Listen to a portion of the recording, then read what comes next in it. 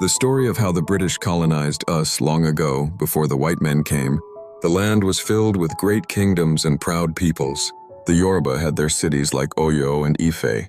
The Igbo lived in their villages and clans. The Hausa and Fulani ruled powerful emirates in the north, and their freedom. One day, ships began to appear on the western coast. The men on those ships were white. They came first to trade. They wanted gold and ivory, but soon their hunger turned to people. They began to buy and sell Africans as slaves.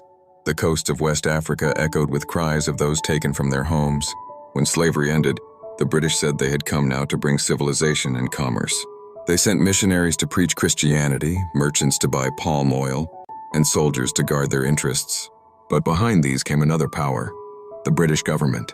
In 1884, the rulers of Europe gathered in Berlin, far away in Germany. They drew lines on a map and divided Africa among themselves. No African was invited to that meeting. The British claimed the lands that would one day be called Nigeria.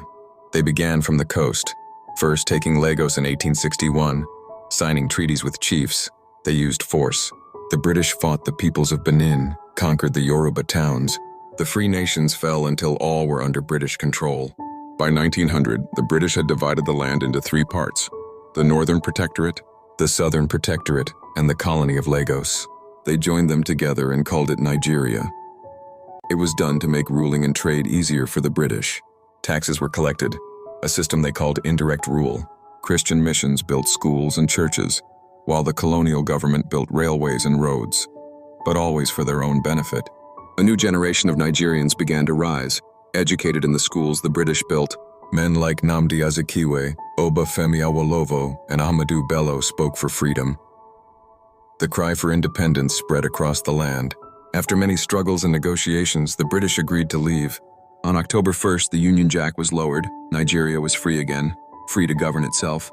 Conquered and finally left, leaving behind a land forever changed, but still proud and still full of hope.